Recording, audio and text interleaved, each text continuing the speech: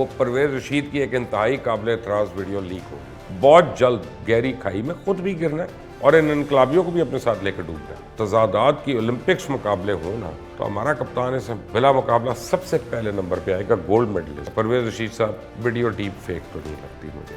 کیا ضرورت تھی آپ کو آج کے دن ٹیلی فونز پہ سامنے آنے کی؟ بسم اللہ الرحمن الرحیم. السلام علیکم. آج کل ویڈیو لیکس کا سیزن چل رہا ہے اور اب نئی لیٹسٹ جو ایڈیشن ہے وہ پرویز رشید کی ایک انتہائی قابل اعتراض ویڈیو لیک ہو گئی ہے. لیک ہو گئی ہے یا کی ہے مجھے نہیں پتا. اس بات میں کوئی شک نہیں ہے کہ ہر انسان کی ایک ذاتی زندگی ہوتی ہے, اس کی ذاتی لائف ہوتی ہے, لیکن ان حرکتوں کا مظاہرہ جب آپ کیمرے کے سامنے کریں تو اس کا کیا مقصد ہو سکتا ہے؟ یہ قوم کے نام نہاد لیڈر سیاست اور سیاستدانوں کو اور کتنی پستیوں کا شکار کرنا چاہتے ہیں, اور یہ حرکتیں یہی جمہوریت کے نام کو ڈبو رہی ہیں, کیونکہ سیاستدانوں کے کردار ہی اچھی یا بری جمہوریت کی عکاسی ہے. جہاں تک عمران خان کا بیانیہ جھوٹوں کے سائے تلے دم توڑ ہے, وہیں پی ڈی ایم بھی اپنی بیڈ گورننس اور مہنگائی تلے دب چکی ہے بالکل. اور اب جہاں تک بیانیہ کی بات ہے, کسی کو یہ پتہ ہی نہیں کہ بیانیہ پی ڈی ایم کا ہے کیا, وہ کیا چاہتے ہیں, وہ کر کیا رہے ہیں. مریم اور نواز شریف تو باہر بیٹھے ہیں, مزے اڑا رہے ہیں, سیلفی جیسی کافی پی رہے ہیں. یہاں پہ ملک جو ہے وہ نفرتوں کی آگ میں جل رہا ہے. لیڈرز کی ویڈیوز لیک ہو رہی ہیں. شہباز شریف اتحادیوں کے پیچھے پھنسے ہوئے, ان کو سمجھ نہیں آ رہی وہ چیف منسٹر ہیں کہ پرائم منسٹر ہیں. ان کو ابھی تک یہی نہیں کسی نے بتایا کہ ان کی جاب ڈسکرپشن ہے کیا. دن بدن عوام بہتری کی امید کھوتی جا رہی ہے اور دشمن کے پروپیگنڈا کے لیے زرخیز کھیتی کی ایک شکل اختیار کرتی جا رہی ہے. دوسری طرف تحریک انصاف نے منافقت کی انتہا کر دی ہے. دن کی روشنی پر جن لوگوں پر ایف آئی آر درج کروانے کا رونا روتے رہے ہیں, رات کے اندھیروں میں انہی سے ملاقاتیں کر کر کے پیر پڑتے رہے, مدد کی اپیلیں کرتے رہے. اب سلمان احمد میرے بھی دوست ہیں, لیکن حامد میر کے ساتھ ایک ویڈیو نے ان کی سارا پول کھول کر رکھ دیا کہ کیسے اسی جنرل سے فیس سیونگ مانگی جا رہی ہے جس کے خلاف ایف آئی آر کروانے پہ تلے ہوئے. معاملات یہاں تک پہنچ چکے ہیں کہ عمران خان نے اپنی مرضی کا آرمی چیف نہ لگانے پہ پریزیڈنٹ عارف الوی کو سمری نامنظور کرنے کا کہہ دیا. اور اب پرویز الہی کے بعد عمران خان عارف الوی کی وفاداری سے بھی شاید جائیں گے. وہ چیئرمین سینٹ جس کو جتوانے کے لیے زمین اور آسمان کی کلابے ملا دیے گئے تو اس سے پہلے استعفیٰ مانگا جا رہا ہے, جبکہ تحریک انصاف نے احتجاج کے نام پہ اسلام آباد کے داخلی راستے بند کر دیے. لاہور گورنر ہاؤس کی سیکیورٹی رینجرز کے حوالے کرنے کا نوٹس بھی آ گیا, اور احتجاج کے باعث مری روڈ اقبال پارک کی طرف دونوں طرف سے بند ہے. ٹیکسلا جی ٹی روڈ رتا شاہ مرگلا کے مقام پر بھی روڈ کو دونوں طرف سے بند کر دیا گیا. اب متعدد سڑکیں جی ٹی روڈ کے آس پاس ہی بند ہیں. جی ٹی روڈ پر احتجاج کے باعث کئی فیکٹریز بھی بند ہو گئی ہیں, کروڑوں روپے کا روز نقصان اٹھا رہے ہیں. اب ایک اور طرف محمد بن سلمان جو سعودی عربیہ کے روح رواں ہیں, وہ نومبر کے تیسرے ہفتے میں پاکستان کے دورے پہ آ رہے ہیں. اب اس دورے کو بھی نشانہ بنانے کی پلاننگ کی جا رہی ہے. اب اس دورے میں کیا ایکسپیکٹڈ ہے کہ محمد بن سلمان جو ہیں وہ $4.2 بلین کے قرضوں کو ری شیڈیول کریں گے, جبکہ $12 ارب سے زیادہ کی انویسٹمنٹ کا اعلان کرنا ہے. اور کہا جا رہا ہے کہ یہ انویسٹمنٹ جو ہے یہ گوادر کے اندر ایک آئل ریفائنری ہے جو سعودی عربیہ پاکستان کے ساتھ مل کر بنا رہا ہے. اگر ایسا ہوتا ہے تو پاکستان کے لیے تو لاٹری نکل آئے گی. عمران خان نے صدر عارف الوی کو خط لکھا ہے کہ 2 فوجی افسران کی پریس کانفرنس کی تحقیقات ہونی چاہیے. تو میرا یہ سوال ہے کہ سائفر کو ملکی سالمیت کے خلاف استعمال کیا گیا, اس کی تحقیقات کون کرے گا, جس کا بھانڈا خود عمران خان اور اعظم خان کی آڈیو لیکس میں پھوٹ چکا ہے. یہ 5 کیرٹ کی جو انگوٹھی ہے اس کی آڈیو لیک ہوئی, اس کی تحقیقات کون کرے گا. فرح گوگی کی کرپشن کی فیکٹری جو بے نقاب ہوئی, وہ تمام تر تحقیقات سے بالاتر ہیں کیا.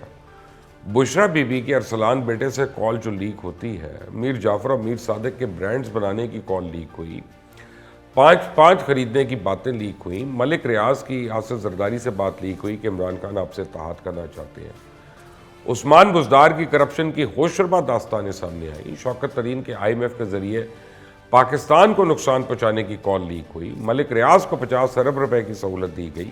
ان سب باتوں کی تحقیقات کون کرے گا. 2018 میں کیسے جتھے لال آ کے تحریک انصاف میں داخل کیے گئے, اس کی تحقیقات کون کرے گا. کیسے اداروں کے سربراہوں کو سیاسی مخالفین کو دبانے کے ٹاسک دیے گئے, اس کی تحقیقات کون کرے گا. طیبہ گل کو وزیر اعظم ہاؤس میں یرغمال بنا کر پورا میں بھی یرغمال بنا لیا, اس کی تحقیق کون کرے گا. اور جو اس کا پول کھولے اس پہ الٹا کیچڑ اچھالنا شروع کر دو. جہانگیر ترین سے لڑائی ہو جائے تو وہ کرپٹ ہے, علیم خان سے لڑائی ہو جائے وہ کرپٹ ہے, ادارے نے کٹ پتلی بننے سے انکار کرتے نیوٹرل یا اے پولیٹیکل ہونے کا فیصلہ کیا تو وہ کرپشن کے ساتھیوں کے دار ٹھہر گئے. فیصل واڈا تو لاڈلا تھا, اور جب الیکشن کمیشن میں جھوٹ بولا تو اسے سینٹ کی سیٹ سے نواز دیا. جب اس نے لانگ مارچ کا پول کھولا وہ بکاؤ مال ہو گیا. اب اس کے علاوہ درجنوں حقائق پہ مبنی چیزیں سامنے آئیں, کسی کے کانوں پہ جوں تک نہیں رہی گی, جو اب معاشرے کے ایک بڑے حصے کو دلیل سے ہٹا کر بے حس کر دیں گے اور صرف ایک طبقے سے نفرت کی سیاست کریں گے تو دوسرا طبقہ پہ رحم کیوں کرے گا. معاشرہ نفرت سے لبریز انتہائی ظالم ہو چکا ہے. عمران خان نہ کرپشن کے خلاف لڑ رہے, نہ اسٹیبلشمنٹ کی طاقت سے, بلکہ ملک کی بڑی طاقتوں کو اپنے ساتھ ملانے کی جنگ کر رہے ہیں. عوام کی طاقت پر اس بندے کو یقین ہی نہیں ہے. لیکن افسوس اس بات کا ہے کہ جب میں عمران خان کے یہ جعلی انقلابیوں کو یہ چیزیں دکھاؤں گا, جب میں یہ کہوں گا کہ دیکھو یہ تمہارا لیڈر کیا کر رہا ہے, تو وہ کہیں گے یہ تو ڈیپ فیک ہے, سب ڈیپ فیک ہے, یہ تو امریکہ نے بنائی ہے, یہ تو کسی سازش کے تحت بنی ہے. بلکہ ان کے یوٹیوبرز تو یہاں تک کہہ رہے ہیں کہ اگر عمران خان خود سامنے آ کر اپنے خلاف پریس کانفرنس کرے اور کہے کہ کس طرح پروجیکٹ عمران خان لانچ کیا گیا, کس طرح اس کو بھارت اور اسرائیل سے فنڈز ملتے رہے, کس طرح پورا الیکشن اس کی جھولی میں ڈالا گیا, کس طرح فرح گجر نے کرپشن کی فیکٹریز کھولی, تو پھر بھی لوگ نہیں مانیں گے اور کہیں گے عمران خان صاحب آپ تو ایسے نہیں ہیں, آپ جھوٹ بول رہے ہیں, آپ صادق اور امین ہیں, آپ امیر المومنین ہیں, آپ ریاست مدینہ تو ثانی کے بانی ہیں. اس حد تک لوگ اندھی تقلید کرنا شروع ہو گئے اور ایک ایسی ٹرک کی بتی کے پیچھے لگے ہوئے ہیں کہ جس نے یقینی طور پہ بہت جلد گہری کھائی میں خود بھی گرنا ہے اور ان انقلابیوں کو بھی اپنے ساتھ لے کر ڈوبنا ہے. 3.5 سال عمران خان اقتدار میں رہے, چیخ چیخ کر کہتے رہے کہ ہم ایک پیج پر ہیں, لیکن جب انہوں نے اپنی مرضی سے فوج میں ٹرانسفر پوسٹنگ کر کے ادارے کو ہائی جیک کرنے کا ارادہ کیا تو سب کچھ الٹ گیا. اب یہی وجہ ہے کہ دنیا میں اگر سب سے زیادہ جھوٹ بولنے اور بیانات میں تضادات کی اولمپکس مقابلے ہوں نا, تو ہمارا کپتان اس میں بلا مقابلہ سب سے پہلے نمبر پہ آئے گا. گولڈ میڈلسٹ ہے. جھوٹ تراشنا, پھر اس پر اعتماد کے ساتھ قائم رہنا, اس میں بھی کوئی ثانی نہیں. کبھی اس سپریم کورٹ میں جھوٹ بولتے ہوئے پکڑا جاتا ہے, کبھی ہائی کورٹ میں اس کے جھوٹوں کا پنڈورا باکس کھل جاتا ہے, کبھی الیکشن کمیشن میں جھوٹا حلف نامہ سامنے آتا ہے. لیکن جھوٹ جتنی بھی روانی سے بولا جائے, اسے جتنی مرضی سفید چادر پہنا دی جائے, اس نے ایک نہ ایک دن تو سامنے آنا ہے نا. بغیر تیاری کے تیسری دفعہ لانگ مارچ شروع کر کے کچھوے کی رفتار سست چلا کر ایک نئی حکمت عملی کا نام دے کر پھر لوگوں کو بیوقوف بنایا جا رہا ہے. کیا عمران خان واقعی الیکشن چاہتے ہیں؟ یہ کہانی کچھ اور ہے. اس کا جواب تو آپ کو نومبر ختم ہونے کے بعد مل جائے گا, کیونکہ عمران خان کو جو چور دروازے کی لت آج سے 10 سال پہلے لگ گئی تھی نا, وہ ابھی بھی ہے, بلکہ اور بھی جتنی چیزوں کی لت تھی وہ بھی ہے. اور اب بھی اسی انتظار میں ہے کہ ادارے کسی بھی طریقے سے بلیک میل ہو کر انہیں ایک بار پھر سے اقتدار کی مسند پہ بٹھا دیں. اگر کوئی سمجھتا ہے کہ عمران خان واقعی حقیقی آزادی لینے کے لیے اسلام آباد یاترا کر رہے ہیں تو وہ احمد کی جنت میں رہ رہے ہیں, کیونکہ یہ وہی عمران خان ہے جو دن کے اجالے میں آرمی چیف کو جو مرضی کہے, رات کی تاریکی میں جا کے پاؤں پکڑ لیتے ہیں اور یہ سمجھتے ہیں کہ جنرل سے پریشر ڈالا جائے گا, معاملات کو الجھایا جائے گا تو ملک کی سالمیت کے نام پہ عمران خان کو ایک NRO مل جائے گا. لانگ مارچ کے ذریعے الیکشن کا مطالبہ بھی صرف ایک ڈھونگ کے علاوہ کچھ نہیں, اصل مقصد کچھ اور ہے. عمران خان پوری کوشش کر رہا ہے کہ لانگ مارچ ان دنوں اسلام آباد پہنچے جب نئے آرمی چیف کی تعیناتی قریب ہے, جب نئے آرمی چیف کے نام کی سمری وزیر اعظم کو بھیجی جائے. ان کا مقصد عام انتخابات کی بجائے صرف اپنی مرضی کا آرمی چیف لگانا ہے, تاکہ ایک بار پھر سے اسی چور دروازے سے اقتدار تک کے لیے پل تعمیر کیا جائے جو پچھلے انتخابات میں کیا گیا. اب اس مقصد کے لیے وہ اپنے ملک کے عام شہریوں کا خون بہانے کو تیار ہے. اس مقصد کے لیے ملک میں خانہ جنگی کے لیے بھی تیار ہے. ملک کی معیشت جتنی چاہے تباہ ہو جائے, ڈالر چاہے 300 پہ چلا جائے, ملک میں امن و امان کا مسئلہ ہو جائے, قوم سول وار اور انارکی کی طرف دھکیلی جائے, جتنی مرضی VIP وزٹس کینسل ہو جائے, اس سے کسی بات کا سروکار نہیں ہے. اس کا مسئلہ کل بھی کرسی تھا اور آج بھی وہی ہے. میں آپ کے سامنے آج سے 10 مہینے پہلے کا ایک سیناریو بتاتا ہوں کہ جب تک تحریک عدم اعتماد نہیں آئی تھی, نہ ہی عمران خان کی حکومت جانے کے کچھ چانس ہے, اس وقت تک یہی لوگ جن کے ماتھے پیر غلام ذہنوں کی تختیاں لگائی جا رہی ہیں نا, یہ لوگ خوددار تھے. ان سے بڑا کوئی افلاطون نہیں تھا. ملک میں بے روزگاری کی کوئی علامت نہیں تھی, کوئی شخص غربت کی لکیر کے نیچے تھا. ہماری فوج دنیا کی سب سے زیادہ پروفیشنل آرمی تھی.